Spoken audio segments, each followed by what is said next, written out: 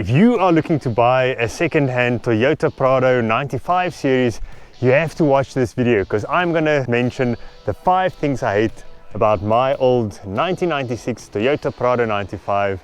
I've got the 3.4 litre V6 petrol, my brother's got the 3 litre KZTE diesel, and we are camping here in the middle of nowhere in Zimbabwe. Now the first thing that I dislike about these Prados are that they are becoming less common. So it's not that easy to get aftermarket goodies for them. Like when I wanted to buy seat covers for mine, I had to have them custom made.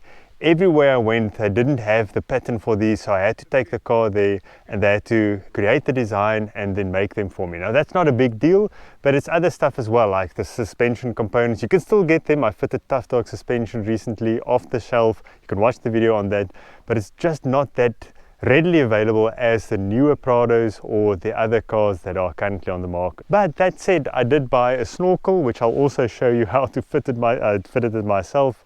So you can still get parts for these, but it is becoming less common, or you have to shop around. You can't just go on this websites and see yours with the listed price there. It's a minor issue, but it is one of them. Then the second thing I dislike about this Prado, and my brother's got the same issue, is the heater controls, the cables and the vents and the flaps inside behind the dash. So neither of our Prados has working heaters, and if you tug on this knob, it stops right there. It's cold is fine, and if it goes there, it's tight. And I think it's got something to do with the vent doors under the dash and behind this glove compartment that is stuck.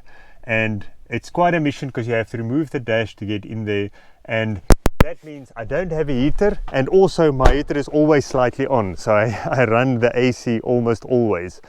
So that's a bit of an issue with these Prados.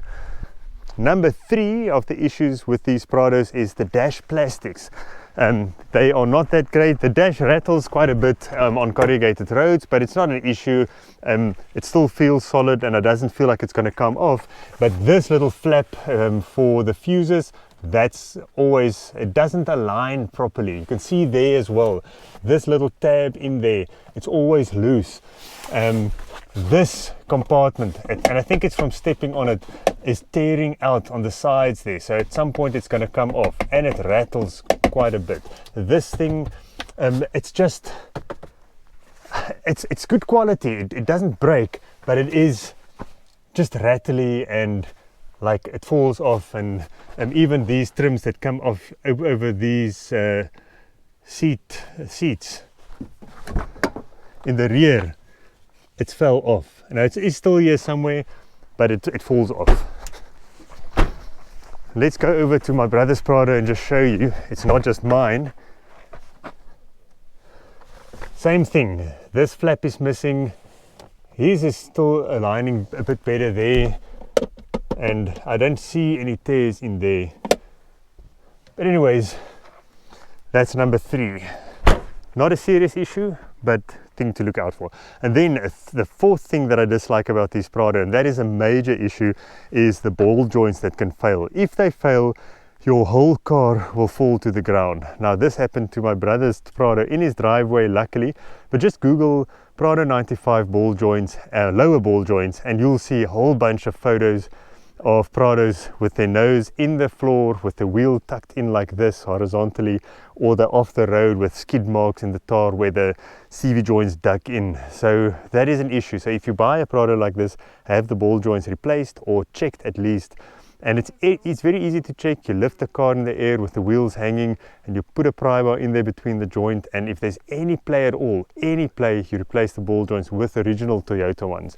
Because we replaced my brother's ones with aftermarket ball joints, and a couple of 100 kilometers later he had to replace it again. Same with mine. When I bought this, the previous owner replaced it with aftermarket cheapies, and very soon after bought the original Toyota ones, and they should last you upwards of 200,000 kilometers, because that's how long they lasted on mine.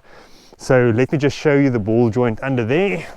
The one to look out for is this one right there. That is the issue. It bolts on here and then at the bottom, and then if this ball breaks, this whole wheel assembly falls to the ground, your wheel is disconnected from the car and the whole thing just collapses, and it's a very serious and dangerous issue.